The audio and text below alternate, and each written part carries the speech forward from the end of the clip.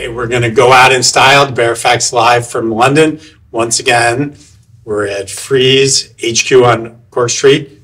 Thank you, Frieze. We're going to even have a guest who's the director of Frieze here, Eva Langret. Thank you, Ursula. Thank you, team. So it's 20 years of Frieze, just about. 20 years, it's the 21st year this year. I think we skipped one for COVID, right? We did. We technically did. But the first edition of the fair was 2023. Yes, so it's been 2 decades really running the fair. Yeah. I've been to every one of them. Oh. When was your first one? 2005. 2005? Which is when I came to the UK. So that was my first one. But I remember reading about it in Paris when they were setting up the first one. So I want to go back to that time because it's kind of interesting. Because I remember meeting with Amanda Sharp, and she's explaining that Frieze magazine was going to do an art fair, and it was going to be completely different than any art fair in the world. Yeah, and I think it really was, and I think it really sort of changed the blueprint of what an art fair can be. And right from the outset, I think because of Matthew and Amanda's background, and because they were coming from a magazine, they had a different way to approach what an art fair can be, and it was. The market is important and it's based around this, but it's not only about the market. And I think right from the outset, the fair was about the talks, it was about the commissions, it was about the special projects, it was about creating that moment where all the different agents of the art world get together and enjoy. It was about the food as well, right? I was going to say, it was, all of this. We had good food, suddenly you'd have like an interesting sculpture in the middle of the fair for no reason. Exactly. Performances, all of this. And I think at the time, I mean, now it's become more frequent, right? But at the time, an art fair felt pretty, sterile in terms of what you'd expect to see. It's just cubicles after cubicles after cubicles. And then when Frieze came out, it's a completely different approach, almost like a festival, if you want. And that's a challenge for anything that's done unusual at the beginning, is like, how do you keep that spirit alive without everything being normalized? Yeah, that's right. And you do that by? Well, this year we have a new layout, I guess. So we're going to get to that. This was a really big new thing. But, other than this, it's continuing to really double down on artist projects, which is really the DNA of the fair. So, we've got this special project called Artist to Artist, which we've been doing for a few years now. And continuing the work with all the collaborators, all the funds, all the institutions who collaborate with us, all the guest curators who work with us, really to keep injecting the sense that this is not just a trade fair. It is a trade fair and more. That's the challenge. It's like, it's September, it's Frieze Seoul, I was there. It's October, it's this, then it's, sorry, Paris, then it's Miami. The calendar has gotten a little bit difficult. Yeah. And no one wants to see the same thing over and over again. And no one wants to travel to see the same people doing the same things, right? So I think a lot of what we do is also about teasing out what makes each of the cities where we have a fair special. So finding out what is that special energy of Seoul and how do we bring that to the fair, and how we do the same thing in London. And, wherever we go, we really try as much as we can to support the local galleries, to support the local ecosystem. So each fair really feels different. And it's hard because actually the art world is very conservative. It doesn't like change. Well, I don't know. I mean, I think that's debatable. I think a lot of the art world is about change, right? Like we're all always looking for new artists, new ideas. So it really is one of the motivators. But how you put that into practice sometimes can be challenging, right? Well, you put a pretty big change in the layout of not of Frieze Masters particularly, but of Frieze. So do you want to describe it, and then I'll tell you how I experienced it? Yeah, so we have a completely different entrance this year. So we've worked on the platform, how you enter into the tent. We've worked on... Which was easier. And I think also, thinking about how special it is that we do a fair in a tent in the middle of Regent's Park, right? And most of the other fairs are in conference centers. And we have something that is really special and really unique. And so really also thinking about showing this off, So something really simple like having a more open entrance with big wide windows so you can see the park when you're inside the tent and create sort of, a better inside-outside connection with something that is a really sort of small thing to do, but I think it really helps, you know. And then when you walk inside the tent, the first two presentations that you see are galleries that are going to rotate every year. So you will never see the same galleries in the first two entrance stands. This year it's Experimental and 47 Canal. And then we've brought the focus section, which is the younger galleries. We've brought them closer to the entrance. We've got wider aisles. We've got more spaces for people to sit down. And we've got altogether, I think, a much simpler circulation. The flow is much simpler. So it's many things. So, you know, focus is, I think we have one of the largest sections dedicated to young galleries. We have 35 galleries in the section. It's huge.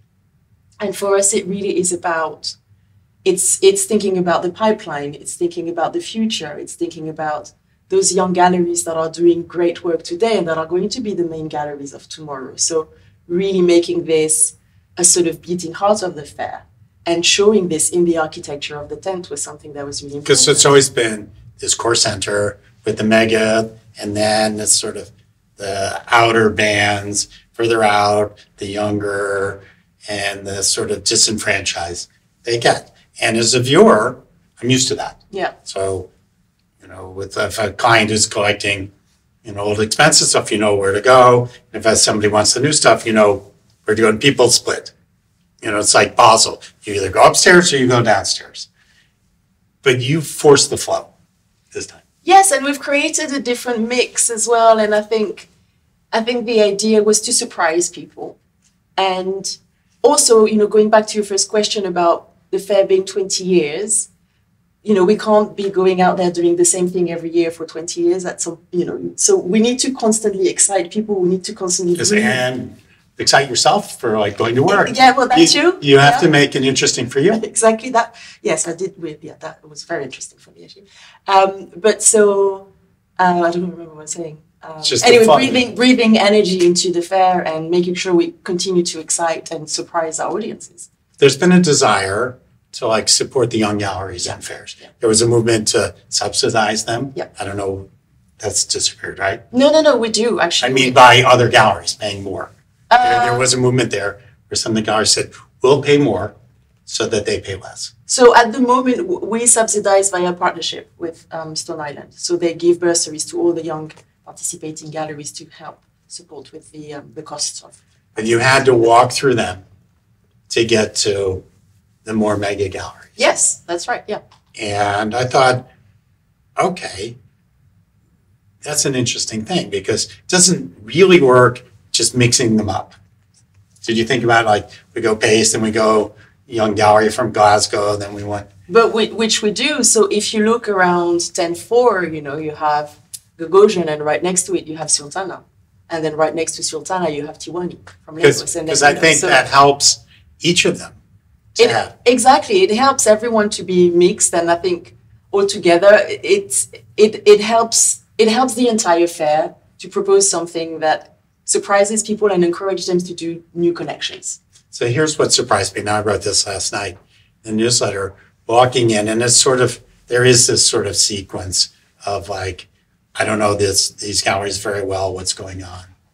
And says as much about me as about it seemed very uncommercial. And I thought, whoa, it's kind of strange to do that in a recession for galleries that need often to make their rent for the year at an art fair. And it's like, that surprised me. Did it surprise you? No, it didn't. I think. Am I wrong to observe that a little bit? I wouldn't call it uncommercial.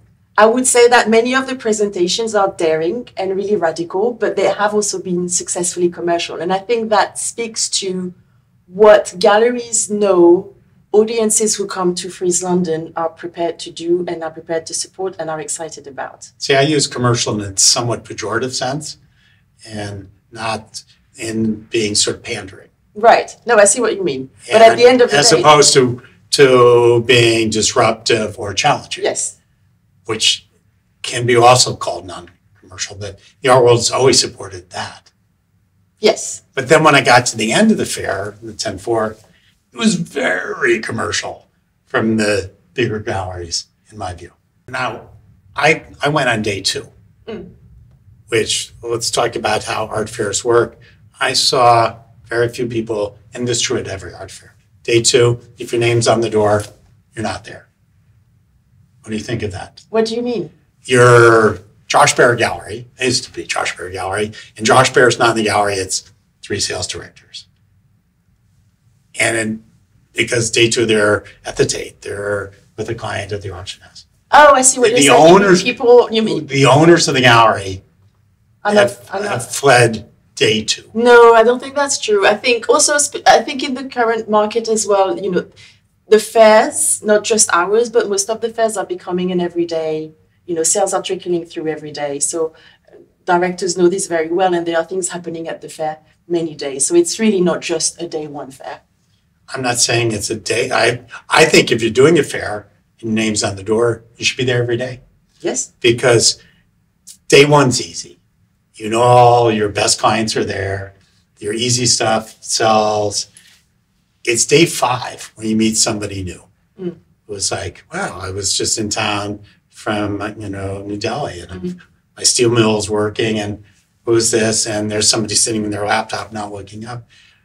For me, and when I did art fairs, when I had a gallery, I was there every second.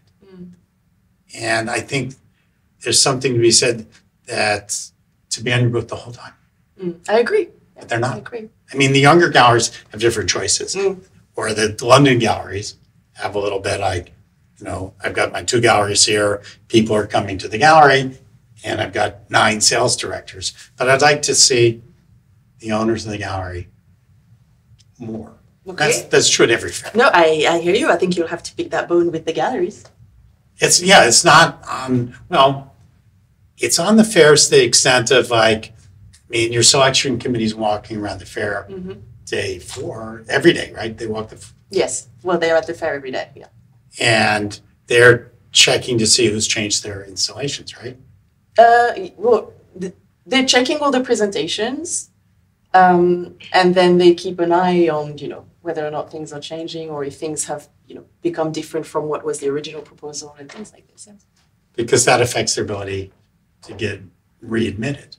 I think it's more a problem when the boom time's happening and you get a whole rehang or several. Yes, I mean, in any case, you know, the idea is that galleries do what they have to do to make the fair successful, and they do that in conversation with us. And yes, the committee is there to really make sure that, you know, the presentations are on day 5, that it still is good. Yes, exactly. Because somebody bought a ticket that day. They should get. Exactly. And they should have the owner of the gallery sitting there on day 5. That's just my personal view. So you're kind of unique, though. So take us to the other side of the park, where I went first day. Frieze Masters. You're ahead of both of them, right? No, I'm not. I only work on Frieze London, but I adore Frieze Masters. Well, your title gives it a little bit of like Director of Frieze. I know, it's Director of Frieze London, my title. Okay. Yeah. But that would imply both. No, Frieze London, Frieze Masters. To us from the outside. I see. So as a viewer, how did you find Frieze Masters? It's really gorgeous, and I think in particular the studio session, which is curated by Sheena and Wagstaff, is incredible. There have been also some design improvements at Frieze Masters. I don't know if you've noticed, but we've got different colored carpet. The eyes are wider as well, so this also really helps the visitor experience. So I think it was truly, truly gorgeous edition of the fair. Yeah. I enjoyed it. So that's traditionally where I start. Right. Yeah. Because you might see some masterpiece that could be available, even though it's not. Yeah. And it's an interesting play. Sometimes I want them to be right next to each other. And sometimes I like the walk in between. The walk is lovely because it gives you a sort of brain break, you know, because the fairs can be quite overwhelming, I think, as an experience. And then sometimes it helps. You take this 15 minutes to walk from one to the other. You sort of wash your brain, you know, you think about other things, you look at greenery, and then you go in again and you've got fresh eyes, and then you can see things again. So I did that, except there's a really bad cafe right in the middle. The cafe is charming. For coffee. Yeah. It's bad coffee. No, coffee is fine. The sandwich, not so good. But it's still a nice, weather permitting, a nice sort of like unwind. Yeah. and processing. So I like the gap. Yes, and you can see free sculpture as well on the way. And you run into more people. It's like a big aisle of the art fair. Yes. So I think I got stopped 15 times on the walk. Yeah, this walk can take 2 hours, depending on how popular you are. And it's kind of good. I tell people not to talk to other people on opening day in somebody else's booth. That's time for those people to be buying. But if you're in the middle of Regent's Park, you can talk to them. Yes, that's right. So good room. So 20 years from now, what's it going to be like for these? I don't know, Josh. I really don't know. I think we take it 1 year at a time. We've just implemented all those changes this year. It's been really successful. I think it set us on a path to really, welcome change. And we'll see where that goes in the future. I really don't know about the next 20 years. We'll see. When we talked to Lauren Toshin, who helped found Art Basel Miami Beach, she made the point that she thought in 10 or 20 years, Art Basel Miami Beach would be the entire convention center, 4 times the size. Because the appetite for people to look at art is growing. Do you feel that? I agree. The appetite is growing and we have an ever-growing audience. I don't know if that necessarily means that expanding the footprint of the fair would be the way to go. I don't know that this is, I don't necessarily know that this is the way to go, but yes, we have more and more people. Well, the challenge is if you really grind the numbers, it's like any big international show, if you can't see everything. Well, yes, exactly. And already we have, it's almost 300 galleries across the 2 fairs, right? So if you spend 2 minutes in each, it'd be 10 hours. That's not possible. And then if you divided each one was like 10 artworks, it's like at best you'd be seeing everything for 1 second. So the challenge is the more successful you get, that's a challenge too. Yes, that's right. But I think also people come back to the fair. It's not necessarily, as you know, it's not a one-day experience. But Frieze Randall Highland, 1-day experience. Frieze, well, now it's at the shed, so it's a different experience. And it's a smaller, different. Yeah. So talk a little bit about the globalization. Is that a bad word to use?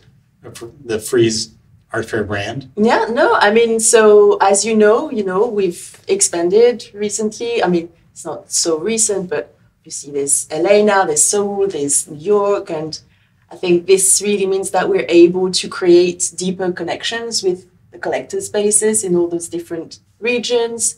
It means deeper connections with the galleries, more knowledge about what's happening on those various regions, but it also brings up, I think interesting conversations about, and this goes back to what we were talking about in the beginning, but how do we also make sure that as we have more fairs, that each of them feels different and feels special. Like Chicago has sort of a Midwestern identity, and it probably should lean into that in a certain way. Yes. In New York, we have our own effed up identity.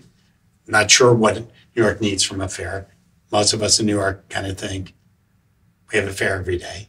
But it's like, so the challenge is like, how do you have one brand? Yeah. And yeah. And I think, so tell us. Well, I think it's just teasing out what makes each of those cities special, and I think for London, it's been, I think there's a spirit of experimentation here and a certain openness in this city where people really welcome new voices, new ideas. I think it's also really global and diverse in a way that maybe other European capitals don't necessarily feel. But there is many diasporas here. There are many diasporas here. There are artists from all over the world, who come to live and study here, and you find their communities. We have such great art schools. Like the concentration of art schools in London is really incredible. So I think all of this creates this really unique mix, and I think there's a certain spirit of breaking down boundaries, which it's not just also in the art world. It's like the history of the London and the UK in fashion, like in the 70s and 80s, and it's music as well, and it's so it's all this, it's all of this, and I think this is what really makes it's interesting special. Because for me, being much older than you, being here in the 70s and 80s, for me, England's about subculture. Yeah, exactly. It's exactly that. It's that. Yeah. We're in Mayfair, and Mayfair is not that. No. No, Mayfair is not that, but there are many But of London pockets of subcultures in London. There are always been, and there are still many. So and maintaining that identity, Yeah. I think you're spot on. Of that's a great history, whether it's Vivian Westwood Exactly. or Exactly. all those great bands that I would go. Yeah. And so it's figuring out what does that mean now, but keeping that spirit and like where are those people doing this kind of work But that today? doesn't work the same way for LA or Seoul. They need a different story. They need their own story. Exactly. I think the principle of figuring out what the DNA of your city is the same, but the story is different in every city, right? And also the needs of what the audience, what the ecosystem of that city. What do you say? I mean, I agree with you and I understand what you're saying about here. What do you think that DNA or that story is on Seoul, Chicago, New York? It's also I think it's also about the cycle of where those fairs are, right? So Seoul is a new fair for us, but it's situated within a really storied and really established arts community, right? With incredible museums, great art schools, galleries, and it's really growing and it's really exploding. So I think it's about, for us also as newcomers to that city, it's about how do you pay homage to this community that has been doing incredible stuff without us, and then at the same time make sure that you can add something that's additive to the existing ecosystem. So that's like a different. And what I saw being there on the ground was a young generation. Yeah. Of completely different look. Yeah. I mean, I was kidding about it at the opening day. Everybody's purse was worth at least $20,000. But on day two, there was another crowd also there where everybody's purse was $20. And that was kind of interesting. I think Seoul is really future facing, and it's really a great example of, building new younger collectors base, which is a question that is being asked in many Western markets. And I think the answer might be there, in terms of where are those new younger people. So we see sort of the same thing. What about LA?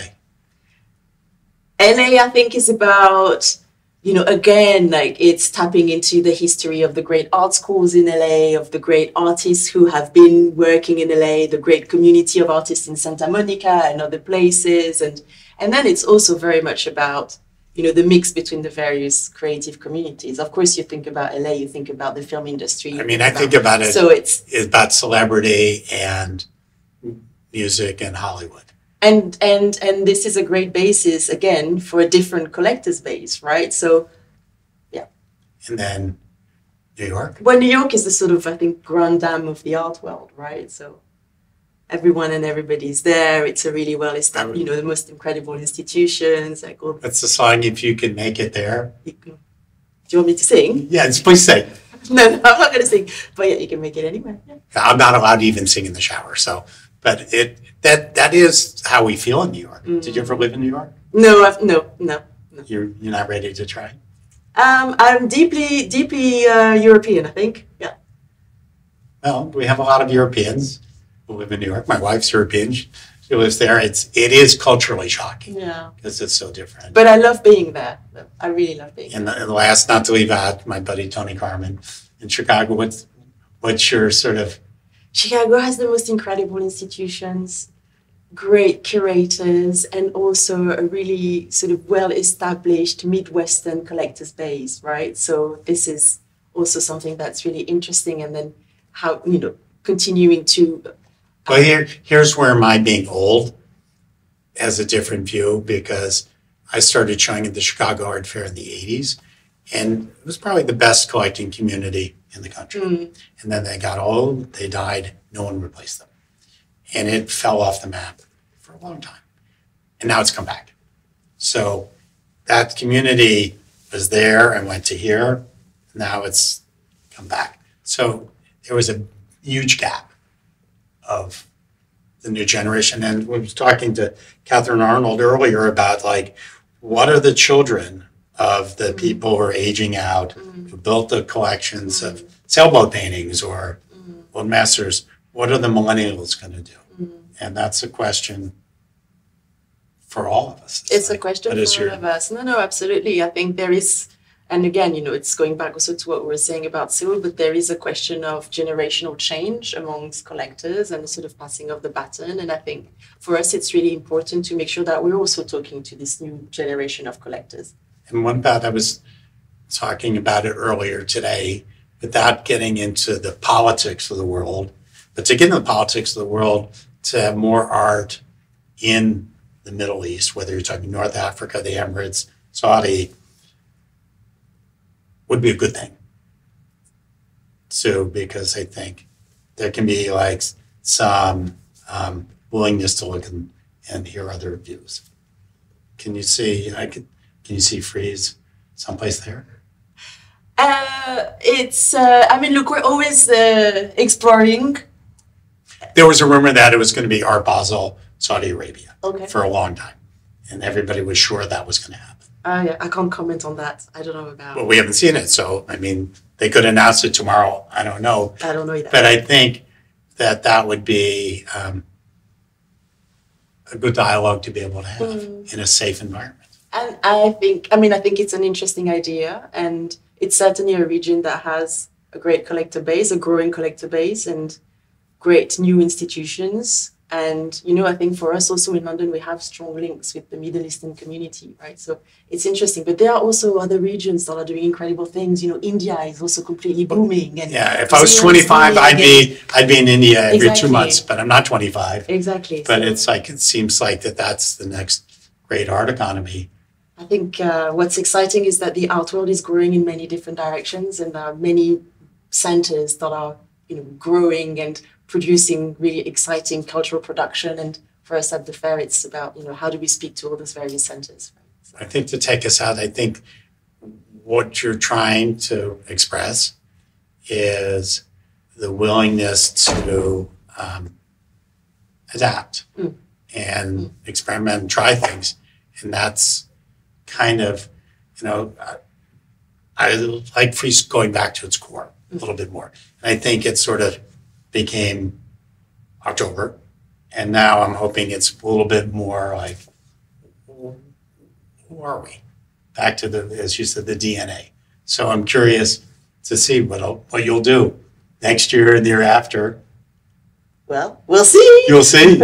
So thank you, Eva, again. Thank you, Frieze, for letting us be here on Cork Street. And encourage you, if you didn't come to the fair this year, next year, you can go to London and Paris. It works. And thank you to Ursula Hauserworth. Thank you to the Baer Faxt team. And we'll see you Baer Faxt live from Miami Beach. Thank you, Josh. Thank you.